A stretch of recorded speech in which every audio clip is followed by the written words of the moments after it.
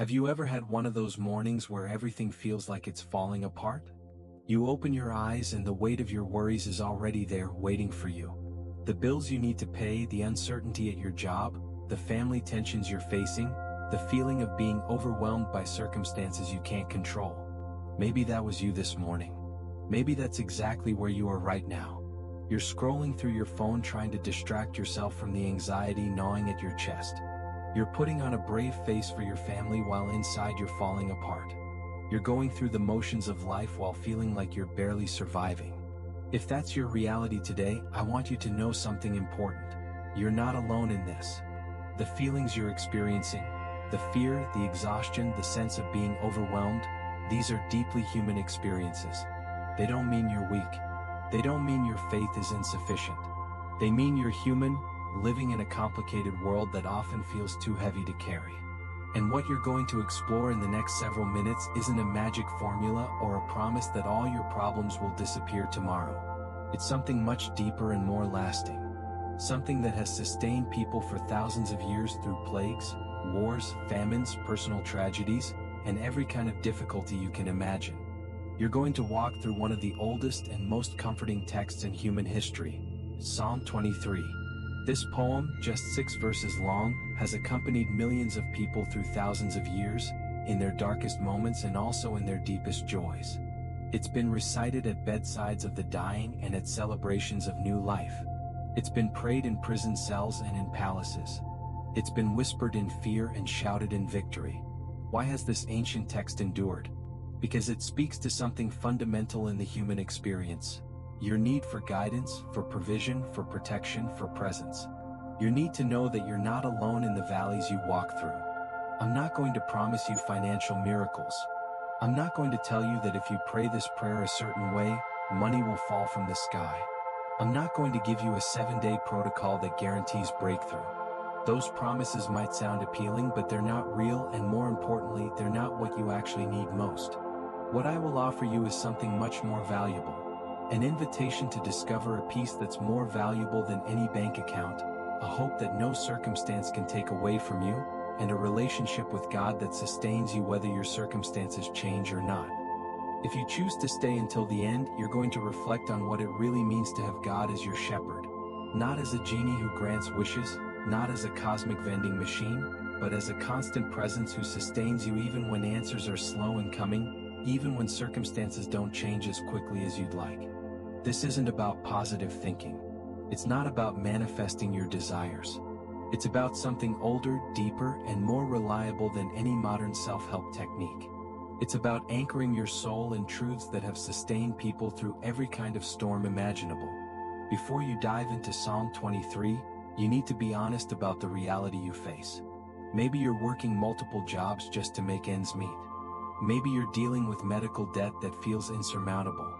Maybe you're facing job insecurity in an uncertain economy. Maybe you're caring for aging parents while raising your own kids. Maybe you're struggling with loneliness in a culture that moves too fast for real connection. Your struggles are real. Your exhaustion is real. Your anxiety about the future is real. And any spiritual message that pretends to ignore these realities isn't respecting you. Sarah's story. Let me tell you about Sarah, a woman I met a few years ago. She was a single mom working as a nurse's assistant in Phoenix, making just enough to scrape by. She had 2 kids, ages 9 and 12. Between rent, utilities, food, and childcare, she was always short, always stressed, always one emergency away from catastrophe. Sarah's story is probably not that different from yours or someone you know. She woke up at 5:30 a.m. every morning, got the kids ready for school, dropped them off, and headed to her shift at the hospital. She worked with elderly patients, helping them with basic tasks, listening to their stories, trying to bring some dignity and comfort to their days. It was meaningful work, but it was hard, physically exhausting and emotionally draining. Her shifts were long, often 10 hours on her feet. By the time she picked up her kids from after-school care, made dinner, helped with homework, and got them to bed, she was completely depleted. Then she'd sit at the kitchen table with a calculator and a stack of bills, trying to figure out how to make the numbers work. They never quite did. The worst part wasn't just the financial stress. It was the isolation. Sarah had moved to Phoenix for the job, leaving behind family and friends. She didn't have a support system. When her car broke down or one of the kids got sick, there was no one to call. It was all on her. One night, after a particularly difficult day, her son needed new shoes, her daughter's school was asking for money for a field trip she couldn't afford, and the rent was due in 3 days. Sarah told me something I've never forgotten. "Pastor, I pray to God every day. I ask for help. I tell him I'm trying my best. But the problems are still there. Sometimes I wonder if he hears me or if I'm just talking to myself. Sometimes I wonder if I'm being punished for something, or if God just doesn't care about the small details of my life." That brutal honesty is where real faith begins. Not in denying your doubts, but in expressing them. Not in pretending everything is fine when it's falling apart, but in acknowledging when you're struggling and bringing that struggle to God rather than hiding it. Sarah's questions are questions you may have but are afraid to voice. Does God really care about your electric bill? Does he notice when you're lying awake at 2 a.m. worried about money? Does it matter to him that you can't afford to give your kids the things other kids have? Or is he only concerned with spiritual matters, leaving you to figure out the practical details of life on your own? These questions deserve honest answers, not platitudes. And that's what you're going to explore as you walk through Psalm 23. The danger of empty promises. In the world of online Christian content, there are many voices that will promise you quick solutions. Pray this prayer and God will give you money. Declare this and your problems will disappear. Sow this seed of faith and you'll reap blessing. These promises are dangerous because they reduce God to a vending machine. Insert the right prayer, out comes the blessing. That's not a relationship, it's a transaction. They blame the victims. If you pray and don't receive what was promised, they imply your faith is insufficient, that something is wrong with you. This adds guilt to the pain you're already carrying. They ignore the complexity of life. Real life is complicated. Problems don't always have quick solutions. Spiritual growth takes time. They distort the gospel message. Jesus never promised material wealth to his followers. In fact, he warned them about the cost of following him. So what do I offer instead of empty promises? Something much more solid. The constant presence of God in the midst of your real struggles. Psalm 23 begins with a profound declaration. The Lord is my shepherd. To fully understand this, you need to transport yourself to ancient Middle Eastern culture, where shepherding was a common way of life. The historical context of shepherding. Psalm 23 was written approximately 3,000 years ago in ancient Israel. The author, David, lived in a world vastly different from yours. There were no hospitals, no insurance, no safety nets. Life was precarious. In that world, shepherding wasn't just a job, it was one of the most important professions. Sheep provided wool, meat, milk, and animals for religious sacrifices. A skilled shepherd was essential to a community's survival. But here's what's fascinating. By the time David wrote this psalm, he was likely king, the most powerful man in Israel. He lived in a palace with servants, soldiers, and wealth. Yet when David wanted to describe his relationship with God, he didn't use royal imagery. He went back to his youth in the fields and said, "The Lord is my shepherd." Why? Because those years as a shepherd had taught him something profound about God. The relationship between a shepherd and his sheep perfectly captured what God wants with you. Intimate, protective, guiding, caring, constant. David never forgot those days. In 1 Samuel 17, when he volunteered to fight Goliath, he told King Saul about fighting lions and bears to protect his father's sheep. That experience shaped how David understood God, not as distant but as personally involved, fighting for his sheep. What does a shepherd do? A shepherd in biblical times wasn't someone who occasionally visited the sheep. He was someone who lived with them. Let's consider what this job entailed. Intimate knowledge. The shepherd knew each sheep by name. He knew their personalities, their tendencies, their weaknesses. In John 10 verse 3, Jesus says the good shepherd calls his own sheep by name. The shepherd could identify each sheep individually, even in a large flock. He knew which ones were prone to wander, which ones were timid, which ones were aggressive, which ones needed extra care. This wasn't abstract knowledge. It was personal, intimate understanding born from daily contact. constant presence. The sheep were never left alone. The shepherd was with them day and night, in all seasons, in all weather. The shepherd's day began before dawn. He would count the sheep to make sure none had wandered off during the night. He would inspect them for injuries or illness. Then he would lead them out to pasture, walking ahead of them, knowing the terrain, knowing where to find grass and water. Throughout the day, the shepherd remained vigilant. His eyes constantly scanned for predators. His ears listened for sounds of distress. If a sheep wandered toward danger, he would use his staff to gently guide it back. If a predator approached, he would use his rod to fight it off. At night, the shepherd didn't go home and leave the sheep alone. He slept with them, usually at the entrance to the sheepfold, so that nothing could get to the sheep without going through him first. He literally became the gate. John 10 verse 9 echoes this when Jesus says, "I am the gate. Whoever enters through me will be saved." Active protection. When predators attacked, wolves, bears, lions, the shepherd put his own life at risk to defend the sheep. This wasn't theoretical. Shepherds in ancient Israel regularly faced dangerous animals. David himself fought lions and bears. This was expected. A shepherd who ran away when danger came was considered a hireling, not a true shepherd. Jesus makes this distinction in John 10 verses 12 to 13. The hired hand is not the shepherd and does not own the sheep. So when he sees the wolf coming, he abandons the sheep and runs away. A true shepherd stays. A true shepherd fights. A true shepherd protects, even at personal cost. Daily provision. The shepherd guided the sheep to fresh pastures and clean water. He knew the terrain and knew where to find what the sheep needed. This required extensive knowledge of the land. The shepherd had to know where grass grew in different seasons, where water sources were reliable, which paths were safe, which areas harbored predators. This knowledge came from years of experience and careful observation. Care for wounds. When a sheep got injured, the shepherd treated it. When one got lost, he searched until he found it.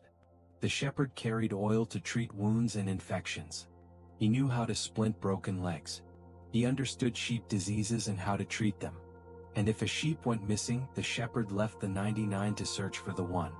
Luke 15 tells the parable of the shepherd who searches until he finds the lost sheep, then carries it home on his shoulders, rejoicing. Patience with weakness. Sheep aren't the smartest animals. They get scared easily, they get lost frequently, they need constant guidance. The shepherd understands this and doesn't abandon them for their weakness. Sheep are completely dependent on their shepherd. They can't defend themselves. They can't find food on their own effectively. They wander into danger without realizing it. Without a shepherd, sheep don't survive long. And the shepherd knows this. He doesn't get frustrated with their neediness. He accepts it as part of their nature and provides accordingly. What it means for you. When the psalmist says, "The Lord is my shepherd," he's declaring a specific relationship with God that applies directly to you. God knows you intimately. Not as a number, not as a case, but as a unique individual. He knows your name, your story, your specific struggles. He knows which areas of your life are strong and which are vulnerable. He knows your tendencies, your fears, your hopes. God is constantly present. Not just on Sundays. Not just when you pray. All the time. At work, at home, in your nighttime worries, in your daily struggles. When you wake up anxious at 3 a.m., he's there. When you're stuck in traffic stressed about being late, he's there.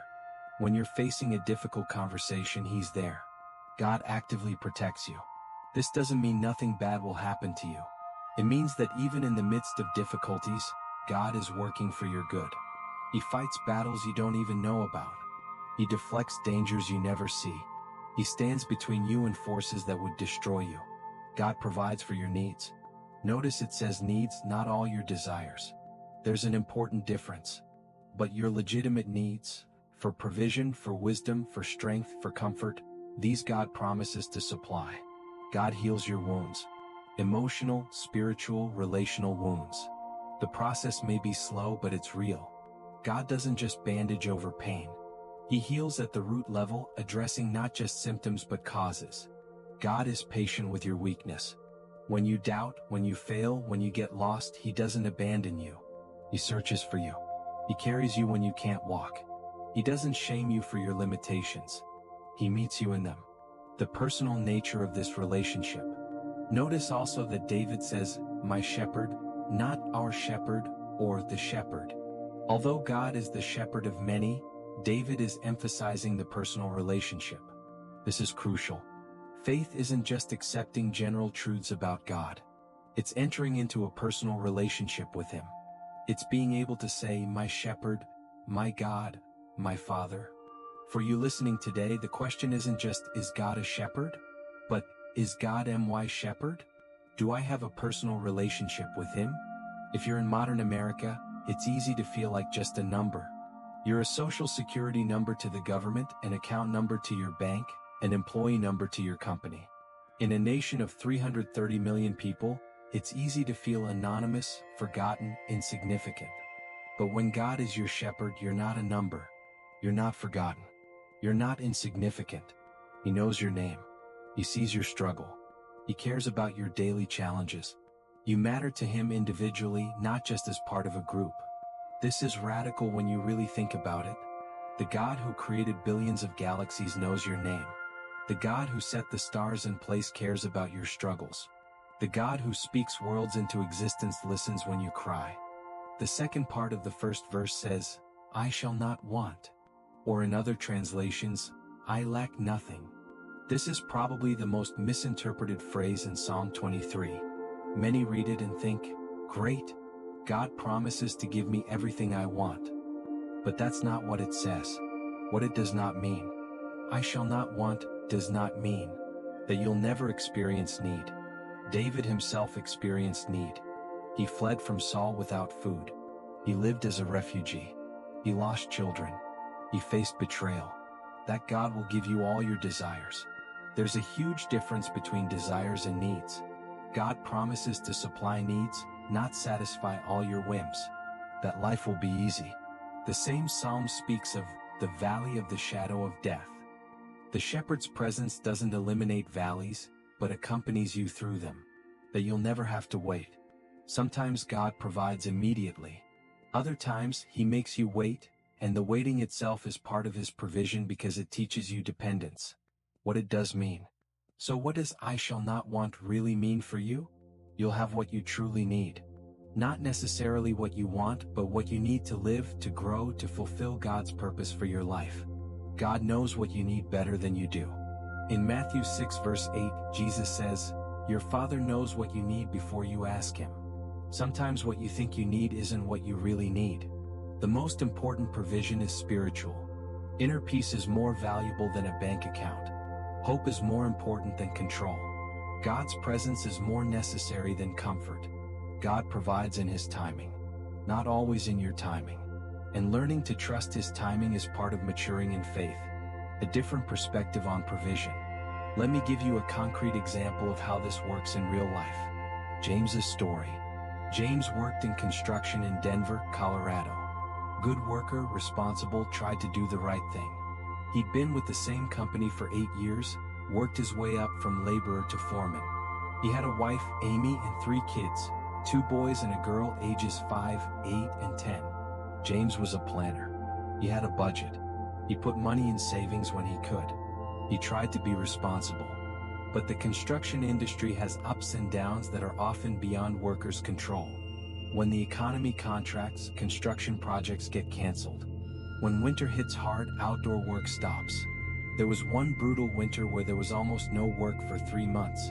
The company kept him on the books, but his hours were cut to almost nothing. Some weeks he worked 10 hours total. Some weeks nothing at all. James and Amy had some savings, but not enough for 3 months. The savings ran out by week 6. By week 8 they were behind on rent.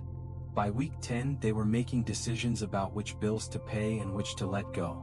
Do they pay the electric bill or buy groceries? Do they pay for heat or put gas in the car so James can look for side jobs? The stress was crushing.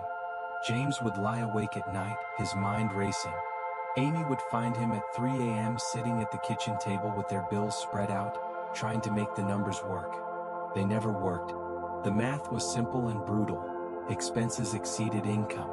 Something had to give. The worst part wasn't just the financial pressure. It was the shame.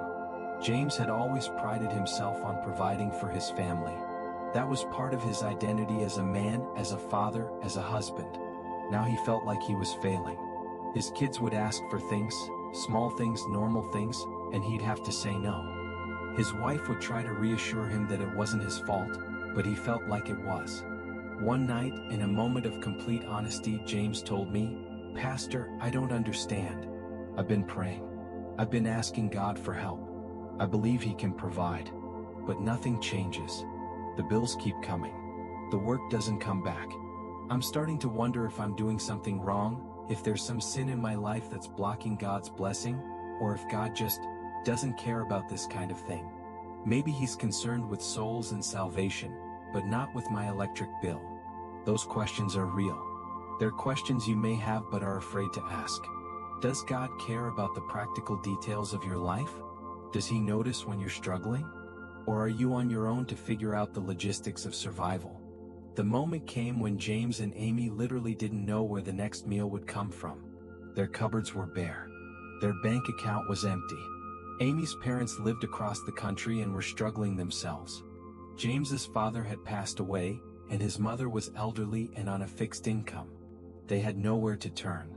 James prayed that night, not an eloquent prayer, just desperate honesty. "God, I don't know what to do. I've tried everything I know how to do. I need help. My kids need to eat. Please." The next morning, Sunday morning, they went to church. They didn't tell anyone what was happening. Pride kept them quiet. They sat in the back, went through the motions, left quickly after the service. But their small group leader, Marcus, noticed something was off. He pulled James aside in the parking lot. "Hey man, you okay? You don't seem like yourself." James tried to brush it off, but Marcus persisted. Finally, the dam broke. James told him everything. The lost work, the empty bank account, the bare cupboards, the fear. Marcus didn't offer platitudes. He didn't say just have faith, or God will provide, and walk away. He said, "Wait here." Marcus went back into the church and found 3 other families from their small group. Within 30 minutes they had a plan. One family went to the grocery store and filled 2 carts. Another family wrote a check for the rent. A third family's husband owned a small business and offered James some temporary work. Not construction, but work. Inventory management, helping in the warehouse, whatever was needed. 20 hours a week at $15 an hour. Not great pay, but something. Over the next 2 months, until construction work picked back up, James's church family kept showing up. Someone would drop off a meal. Someone would slip a gift card for gas in his mailbox. When his daughter needed new shoes for school, they appeared anonymously on their doorstep. James and his family never went hungry. They didn't lose their apartment. They made it through. When I talked to James about it later, after he was back to full-time work and things had stabilized, he said something I've never forgotten. "Pastor, I learned that God keeps His promise, but not always the way I expected.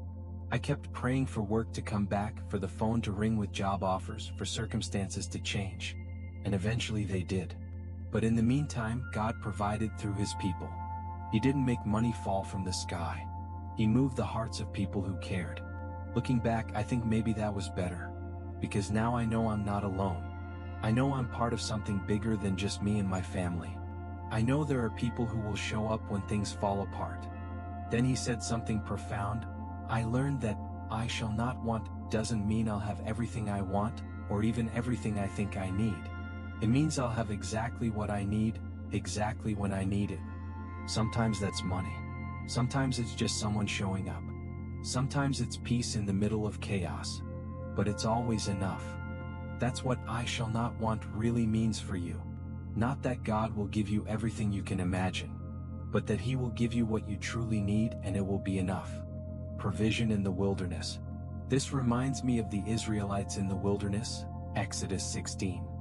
God gave them manna from heaven, but with specific conditions. They could only gather enough for 1 day.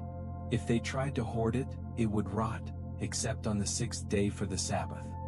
They had to go out each morning to collect it. It didn't come to their door. It was sufficient, but it wasn't varied. The same manna, day after day. What was God teaching them, and teaching you? Daily dependence. They couldn't depend on what they gathered yesterday. They had to trust there would be provision today. The same applies to you. Yesterday's grace was for yesterday. Today you need fresh grace, fresh provision, fresh trust. Sufficiency. God gave enough, not excess. This taught them to trust instead of hoarding out of fear. When you have just enough, you learn to trust for tomorrow instead of trying to control the future. Constant faithfulness. Every morning without fail there was manna. God is faithful, even when His provision isn't exciting or spectacular. Sometimes God's faithfulness looks like daily bread, not a feast. And that's okay. Practical application for you. For you today, I shall not want means. Trusting that God knows your real needs better than you do. Seeking spiritual provision, peace, hope, purpose, before material provision. Recognizing that God can provide through ordinary means, work, community, wisdom, not just extraordinary miracles. Learning to distinguish between needs and wants. Developing gratitude for what you have, not resentment for what you lack. Verse 2 says, He makes me lie down in green pastures. He leads me beside still waters. This image is beautiful, but you need to understand its depth to apply it to your life. Green pastures. In the arid climate of Israel, green pastures weren't common. Most of the terrain was rocky, dry, brown. Finding green pastures required the shepherd to know the land well and plan ahead. Green pastures represent abundance, not scarcity, not minimum survival. A place where there's enough to be satisfied. Nutrition. Green grass means living grass, full of nutrients. This represents spiritual food that truly strengthens you. Preparation. The shepherd had to work to find this place. God works in your life preparing places of rest, even when you don't see it. Right now, even in your difficulty, God is preparing green pastures for you. Still waters. Sheep are afraid of fast-moving water. They can drown easily. They need calm, still waters where they can drink safely. Still waters represent peace, not chaos, not storm. A safe place for you to be refreshed. Accessibility. Water you can reach without danger. Renewal. Water is essential for life. Spiritually, you need to be renewed regularly. He makes me lie down. Here's something fascinating that applies directly to you. It says, He makes me lie down, not, I rest when I want. Why? Because sheep, if left alone, don't rest properly. They keep eating, wandering, worrying. A good shepherd literally makes the sheep lie down and rest. You're the same way. If God didn't make you rest, you'd never do it. You'd work yourself to exhaustion. You'd worry without ceasing. You'd run yourself into the ground trying to control everything. Sometimes God makes you rest in ways you don't like. An illness that forces you to stop. A job loss that forces you to reevaluate. Circumstances that make you let go of control. Exhaustion that won't let you continue at your current pace. This isn't punishment. It's the shepherd making his sheep rest because he knows you need it, even if you resist. Rest is resistance. In American culture, especially in our hustle culture, rest is seen as weakness or laziness. There's a mentality of, if I'm not working, I'm not advancing. But rest is an act of faith for you. It's saying, I trust that God can provide without me working 24/7. I trust that my value isn't only in my productivity. In Exodus 20 verses 8 to 10, God doesn't suggest a day of rest. He commands it. Why? Because he knew that without that commandment, you'd never rest. You'd always find a reason to keep working. Finding true rest. The rest God offers you isn't just physical. It's emotional. Letting go of anxieties that don't belong to you. Releasing worries about things you can't control. Mental. Stopping the constant rumination of the same worries. Breaking the cycle of obsessive thinking about problems. Spiritual. Stopping trying to earn God's love and simply receiving it. Resting in the truth that you're accepted not because of what you do, but because of who God is. Jesus said in Matthew 11 verse 28, Come to me, all who are weary and burdened, and I will give you rest. He didn't say work harder. He said, come to me. A question for you. When was the last time you truly rested? Not just physically, but in your soul. When was the last time you stopped worrying, planning, trying to control everything? Psalm 23 invites you to that rest. Not as something you have to earn, but as something the shepherd offers you because he loves you. If you're exhausted today, and many of you are, God isn't disappointed in you. He's inviting you to rest. He's saying, lie down in these green pastures. Drink from these still waters. Let me restore your soul. Verse 3 begins, He restores my soul. This phrase is short but profoundly powerful. Let's unpack it carefully for your life. What is your soul? In Hebrew thought, the soul, nephesh, isn't just a spiritual part separated from the body. It's your complete being, your emotions, your mind, your will, your identity, your inner life. When the psalmist says, He restores my soul, he's talking about restoring your entire inner being. Everything that has been broken, damaged, exhausted, lost in you. Why do you need restoration? Life wears you down, especially if you've experienced trauma. Things that happened to you that should never have happened. Lost people, opportunities, dreams that are gone. Disappointment. Unmet expectations, broken promises. Injustice. Situations where you were treated unfairly. Exhaustion. Giving so much that there's nothing left. Spiritual disillusionment. Prayers that seem unanswered, faith that feels weak. All of this damages your soul. And a damaged soul affects everything in your life. How you relate, how you work, how you love, how you live. Lisa's story.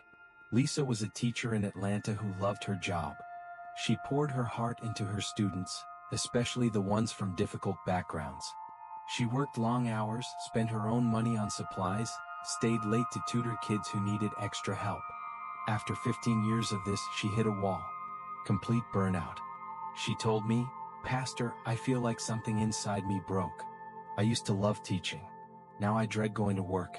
I used to have patience and compassion. Now I'm just irritable and resentful. I don't recognize myself anymore. That's a soul that needs restoration. Maybe you can relate. What does restore mean? The Hebrew word translated as restore, shav, literally means to return or to bring back. It implies returning to an original state. Not creating something new but recovering what was lost in you. Renewing what's been depleted. Like an empty container that's filled again. Your soul can be refilled. Repairing what's been broken. Like a precious object that's carefully restored. God sees you as precious, worth the careful work of restoration. Reviving what has died. Like a withered plant that receives water and revives. Parts of you that feel dead can be brought back to life. How God restores you. God doesn't restore your soul magically and instantly, though He can. Usually, restoration is a process that involves time. Deep wounds and you don't heal overnight. They require time, patience, persistence. Don't rush the process. Community. God often restores you through other people. Friends, family, faith community, counselors. You weren't meant to heal alone. Truth. Confronting lies you've believed about yourself, about God, about life. Lies like, I'm worthless, I'm too damaged, nothing will ever change, God doesn't care about me. Grace. Learning to receive unearned love, undeserved forgiveness, unconditional acceptance. This is often the hardest part because you're used to earning everything. Renewed hope. Believing again that your future can be different from your past. That you're not defined by what happened to you. Biblical examples of restoration. Job. Lost everything. Children, wealth, health, reputation. His friends accused him. His wife told him to curse God and die. His soul was shattered. What did God do? At the end of the book, Job 42, God restored Job. He gave him new children, double the wealth, renewed health.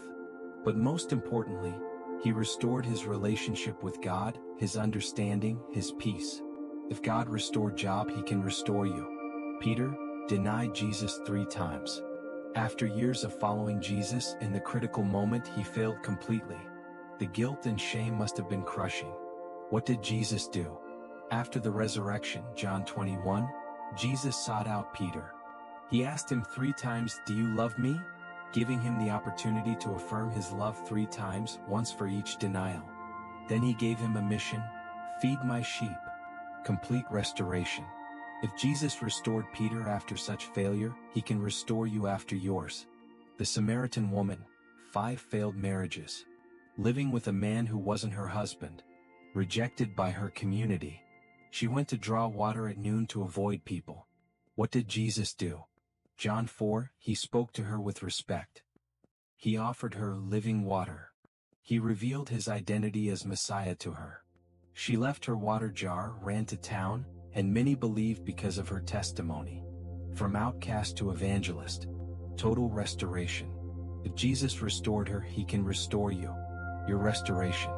If your soul needs restoration today, these truths are for you. God hasn't given up on you. Even if you've given up on yourself, he hasn't. Your damage isn't permanent. What's broken in you can be repaired. What's lost can be found. What's dead can be revived. Restoration is possible. It's not just a nice wish. It's a promise from the shepherd who has the power to fulfill it in your life. You don't have to do it alone. In fact, you can't. Soul restoration is God's work, not yours. Your part is to open yourself to his work. Practical steps for you. If you want to experience soul restoration, be honest about your damage. Don't pretend everything is fine. Acknowledge the wounds, the pain, the fatigue. God can't heal what you won't acknowledge. Seek help. Talk to someone you trust. Consider professional counseling. Join a healthy faith community. You weren't meant to heal in isolation. Give God time. Don't rush the process. Deep restoration isn't instant. Trust that God is working even when you don't see immediate results. Practice self-care. Physically, emotionally, and spiritually. Rest. Eat well. Exercise. Pray. Read. Reflect. Your body, mind, and spirit are connected. Forgive when possible. Others and yourself. Resentment and guilt block restoration. This doesn't mean what happened was okay. It means you're releasing the poison so you can heal. Verse 3 continues, he guides me in paths of righteousness for his name's sake. You need guidance. Sheep are known for getting lost easily. Without a shepherd, they wander aimlessly, get into danger, don't find food or water. You're not very different. Your life is full of decisions and you don't always know which path to take. Do you take this job or look for something better? Do you stay in this relationship or set boundaries? Do you invest here or save there? Do you move or stay? Do you speak up or stay silent?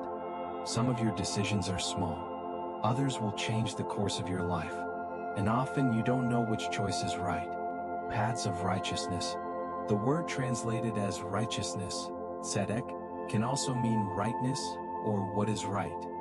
Paths of righteousness for you are right paths, not moral shortcuts, not solutions that compromise your integrity, paths that lead to blessing.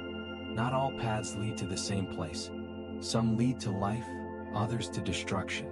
God wants to guide you to life. Paths aligned with God's character. What God values: justice, mercy, humility, love, truth. These should guide your decisions. For his name's sake. This phrase is crucial for understanding why God guides you. God guides you not just for your benefit, but for his name's sake. What does this mean? God's reputation is at stake. If God is your shepherd and you get lost, what does that say about him? God guides you to show that he is a good shepherd. It's about God's glory, not just your benefit. This may sound selfish on God's part, but it's actually liberating for you. It means his commitment to guide you doesn't depend on your goodness, but on his character. He'll finish what he started in you because his name is on the line. God will finish what he started. Philippians 1 verse 6 says, he who began a good work in you will carry it on to completion. God doesn't start things and abandon them halfway. How you recognize God's guidance. This is a practical question you face. How do I know if God is guiding me or if I'm just following my own desires? There's no perfect formula, but here are some signs of divine guidance for you. Inner peace.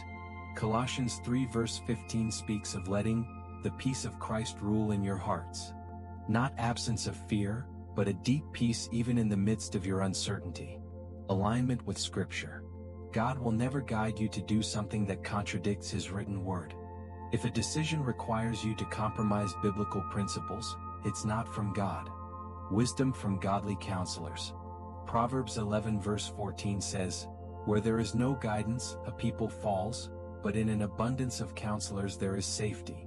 Don't make major decisions alone. Circumstances that align. Not always, but often, God opens doors that need to be opened and closes doors that need to be closed in your life. Growing desire.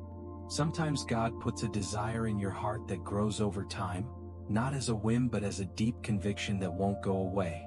When you don't feel clear guidance. Sometimes you pray for guidance and feel nothing. The path isn't clear for you. What do? Wait patiently.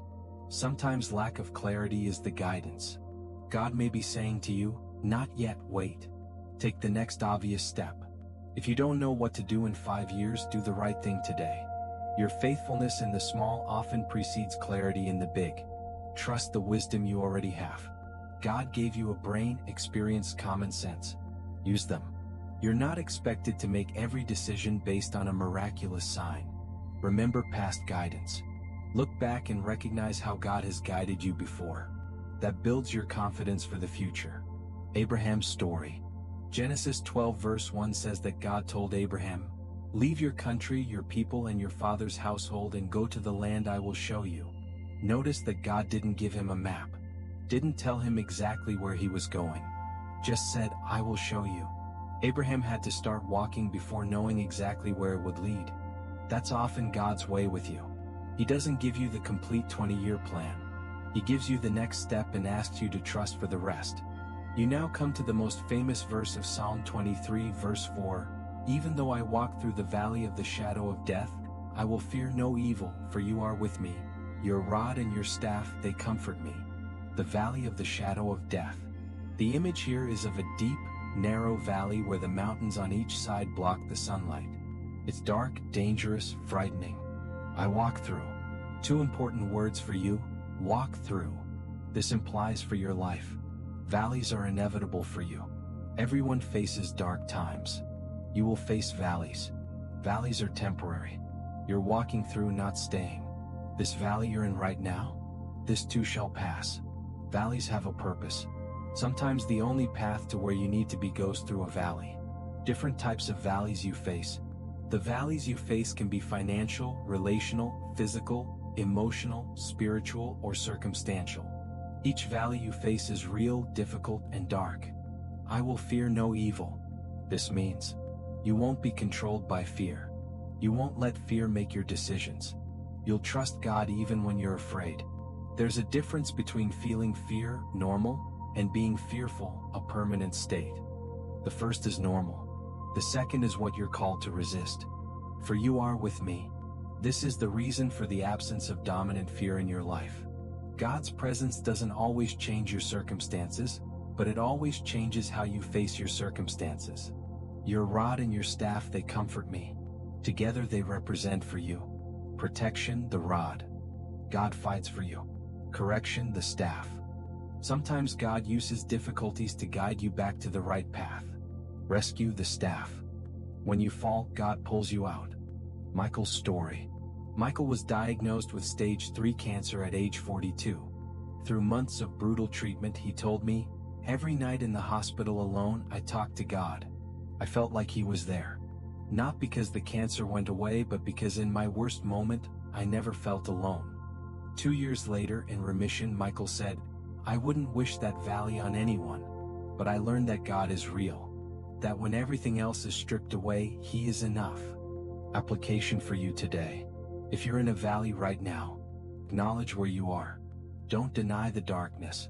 Remember you're walking through. Valleys have exits. Seek God's presence. That's what transforms the valley for you. Trust in protection. The attacks against you don't have the final word. Verse 5, "You prepare a table before me in the presence of my enemies. You anoint my head with oil. My cup overflows." This is one of the most powerful images in the psalm. A table prepared for you. In ancient Middle Eastern culture, sharing a meal was deeply significant. When God prepares a table for you, He's offering abundant provision, personal intimacy, and celebration, not just survival. In the presence of my enemies. This doesn't mean God blesses you so you can gloat. It means God vindicates you. After false accusations or doubts, God publicly shows He hasn't abandoned you. Your security doesn't depend on the absence of enemies. God can bless you even while there's opposition in your life. God's provision is so secure you can rest. Like a child eating peacefully because their father is present. Your enemies can be real people, adverse circumstances, spiritual forces, or internal voices of doubt and shame. Marcus's story. Marcus was falsely accused of embezzlement at work. He was fired publicly, his reputation destroyed. 4 months he faced financial loss, gossip, and abandonment by friends. His small group from church stood by him, supporting him financially and emotionally. When his innocence was finally proven, the company not only rehired him but promoted him with substantial compensation. Marcus said, "God was preparing a table for me, and my accusers watched him bless me. That's vindication. You anoint my head with oil." When God anoints you, he's saying, "You are my honored guest. I mark you as mine. I empower you for what's coming. My cup overflows." This represents abundance that surpasses your need.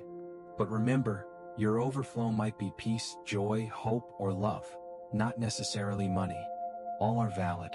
All are real. Verse 6, "Surely goodness and mercy shall follow me all the days of my life, and I shall dwell in the house of the Lord forever." Surely. This word expresses certainty for you, not hope. It's not maybe, or I hope so. It's definitely without doubt. After everything the psalm has declared, it ends with absolute certainty for your future. Goodness and mercy. Two powerful words that apply to your life. Goodness, tov in Hebrew, good, benefit. All the good that comes from God to you. Mercy, chesed in Hebrew, loyal love, covenant love, love that doesn't give up on you. It's the word that describes God's committed love toward his people, toward you. Together they mean, all of God's goodness and his unbreakable love are yours. Shall follow me. It doesn't say, I'll be searching for, or I'll have to chase. It says they shall follow you. The image is of God's goodness and mercy actively pursuing you. Think about it. You don't have to hunt God down to get his goodness. His goodness is hunting you. You're being pursued by goodness. Even when you're running from God, his goodness is chasing you down. All the days of my life. Not just the good days in your life. All your days. The days when you feel God close. The days when you feel abandoned. The days of celebration in your life. The days of mourning. The days of clarity. The days of confusion. Your productive days. Your wasted days. Every single one. God's goodness and mercy follow you even on your worst days. I shall dwell in the house of the Lord. The house of the Lord for you can refer to, literally the temple/church. A place where God's presence is honored and you can gather with others. God's presence itself.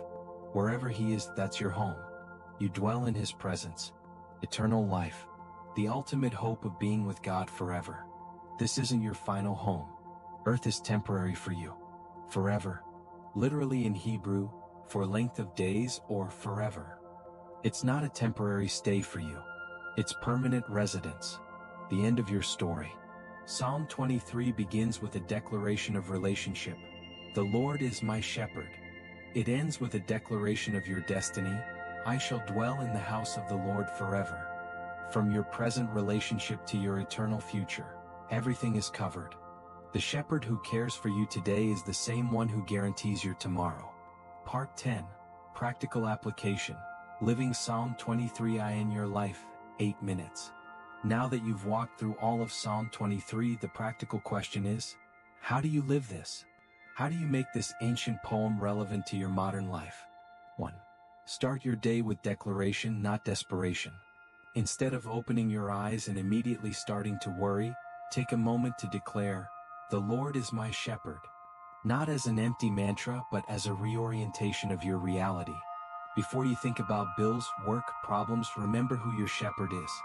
2. Practice intentional rest. Schedule time to rest, knowing it's not laziness but obedience. God makes you lie down in green pastures because you need it. This could be for you. 1 day a week where you don't work. 15 minutes a day of silence and stillness. Saying no to commitments that would exhaust you. Asking for help when you need it. 3. Ask for specific restoration. Identify which parts of your soul are broken. Be specific with God. I need restoration from the bitterness I feel toward. I need healing from the shame I carry from. I need renewal of the hope I lost when. Then pray specifically for that restoration, knowing God can and wants to heal you. For. Seek guidance before you decide. Before you make important decisions, pause. Pray. Consult. Wait if necessary. Ask yourself, is this a path of righteousness? Does this honor God? Does this bring peace or anxiety? What do wise counselors say? 5. Name the valley you're facing. If you're in a valley, don't deny it. Name it to God and to yourself. I'm in a valley of loneliness. I'm in a valley of doubt. I'm in a financial valley. Then remember, you're walking through this. You won't stay here. And God is with you. 6. Recognize your present provision. Make a list of the ways God has prepared a table for you. Food in your refrigerator. Roof over your head. People who love you. Opportunities you have. Skills you possess. Don't wait to have everything to be grateful. Be grateful for what you have right now. 7. Practice daily gratitude. At the end of each day, identify at least one way God's goodness and mercy followed you that day. It can be something big or small.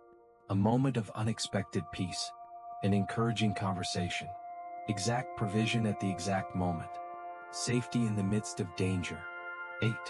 Remember your identity. When you face criticism, rejection, or doubts about yourself, remember, you are a sheep of the shepherd. That's your fundamental identity. You are not what people say about you, your past mistakes, your current circumstances, your fears about the future. You are a child of God under the care of the Good Shepherd. That's who you are. Part 11. A closing prayer for you, 6 minutes. I want to end with a prayer you can make your own. It's not magic. It doesn't guarantee that tomorrow all your problems will disappear. But it's a way for you to align your heart with the truths of Psalm 23. Before you pray, I want to acknowledge something important. Some of you might be thinking, I've prayed before. I've asked God for help. Nothing changed. That's a real feeling, and I'm not going to dismiss it with easy answers. Prayer isn't a transaction where you insert the right words and get the outcome you want. It's not a formula. It's not a way for you to manipulate God into doing what you think He should do. Prayer is, at its core, an act of relationship for you. It's opening yourself to God's presence. It's being honest about where you are and what you're feeling. It's choosing to trust even when you don't see the outcome yet. It's anchoring your soul in truths that are bigger than your current circumstances. Sometimes prayer changes your circumstances quickly. Sometimes it changes them slowly. And sometimes, prayer changes you before it changes anything external. It shifts your perspective, strengthens your endurance, deepens your trust, and reminds you that you're not alone. So as you pray, I'm not promising you that by tomorrow morning everything will be different externally. But I am inviting you into a conversation with God that can change something internally. And often that internal change is what you need most. If you'd like, put your hand over your heart. It's a simple gesture, but it helps you focus. It reminds you that this prayer isn't just words spoken into the air. It's words spoken from your heart to God's heart. Close your eyes if it helps you focus. And pray with me, not just repeating words but meaning them. Heavenly Father, I come before you as a sheep who needs a shepherd. I acknowledge that I can't guide myself. I've tried to navigate life on my own strength and I'm exhausted. I need your direction, your protection, your care. I confess that sometimes I doubt. Sometimes I wonder if you hear me. Sometimes I feel alone even though I know intellectually that you're supposed to be here. Bridge the gap between what I know in my head and what I feel in my heart. I declare today, you are my shepherd. Not just a shepherd, but my shepherd. Personal, present, committed to me. Not because I've earned it, but because that's who you are. And because you are my shepherd, I shall not want. Not in the sense that I'll have everything I want, but that I'll have everything I truly need. I trust that you know better than I do what that is. Help me distinguish between my wants and my needs. Help me trust your wisdom even when I don't understand your timing. Lord, I'm exhausted. I need rest. Not just physical rest, though I need that too. I need rest for my soul. Rest from anxiety. Rest from the constant pressure to figure everything out. Rest from feeling like it all depends on me. Guide me to your green pastures. Lead me beside still waters. Give me rest not just physical but of the soul. Peace that surpasses my understanding. Peace that doesn't make sense given my circumstances but is real nonetheless. Restore my soul, Lord. You know which parts of me are broken, which hopes have died in me, which joy has been lost, which dreams have faded. Heal what's wounded, revive what's dead, restore what's lost. Make me whole again, not all at once but step by step, day by day. Guide me in your ways. When I don't know what to do, show me the next step. I'm not asking for the whole roadmap, just the next right step. When I'm confused, bring clarity. When I doubt, give me enough certainty to take one more step forward. Not for my glory but for yours. Lord, I'm in a valley now. It's dark. I'm afraid. I won't pretend I'm not scared. I won't fake courage I don't feel. But I choose by an act of will not to be controlled by that fear. You are with me. Your rod protects me. Your staff guides me. That's enough. It has to be enough because it's all I have. Thank you for preparing a table for me even when there's opposition. Thank you for not waiting until everything is perfect to bless me. Thank you for providing even when people doubt me, even when circumstances seem impossible, even when I can barely see a way forward. Thank you that I don't have to fight these battles alone. Thank you that you fight for me. Thank you that your provision isn't just for show. It's real, it's personal, it's exactly what I need. I receive your anointing today. Mark me as yours. Set me apart. Not because I'm special, but because you choose to make me special. Empower me for what's coming. Fill my cup until it overflows, not for my pride, not to prove anything to anyone, but so that I have enough to share with others who are struggling. I believe that your goodness and mercy follow me. Every day. All days. The good days and the bad days. The days when I feel you close and the days when you feel far away. The days when everything goes right and the days when everything falls apart. I don't have to chase your goodness, it chases me. I don't have to earn your mercy, it pursues me. And at the end of my days, whenever that may be, I'll dwell in your presence forever. Not because I was perfect, but because you are faithful. Not because I never doubted, but because you never left. Not because I had it all figured out, but because you held me even when I didn't understand. In the name of Jesus, who is the good shepherd who laid down his life for the sheep. Who didn't just talk about love but demonstrated it. Who didn't stay distant but came close. Who knows what it's like to be human, to struggle, to suffer, to face death, and to overcome. Final conclusion for you, 4 minutes. Thank you for walking with me through Psalm 23. I want you to know that I haven't promised you that your problems will disappear tomorrow. I haven't told you that if you pray correctly, you'll receive money from heaven. I haven't sold you a magic solution. What I've offered you is something much deeper and more lasting. The promise of God's presence in your life. That presence doesn't always change your circumstances immediately, but it always changes how you face your circumstances. It changes you from living in panic to living in peace. From living in desperation to living in hope. From living alone to living accompanied. Psalm 23 isn't a formula for you. It's a relationship. And relationships require time, attention, and commitment from you. My invitation to you today is simple. Give this relationship with the Good Shepherd a chance. Not because I say so, but because thousands of years of testimony confirm that the Lord is faithful as a shepherd. That his sheep truly lack nothing. That his presence truly transforms valleys into paths toward new pastures. If this content helped you, share it with someone who's struggling. Not so they see me, but so they see the hope that's in Psalm 23. Someone in your life needs to hear this message today. Remember these truths about you. You are not alone. You are not forgotten. You are not without a shepherd. The Lord is your shepherd. You shall not want. May the peace of God, which surpasses all understanding, guard your heart and mind in Christ Jesus. May you wake up tomorrow not in anxiety, but in the awareness of his presence. May you face your valleys knowing you're not alone. May you experience his provision in ways that surprise you. May you know deep in your soul that you are loved, you are seen, and you are cared for by the Good Shepherd. Until next time, go in peace. The Lord is your shepherd.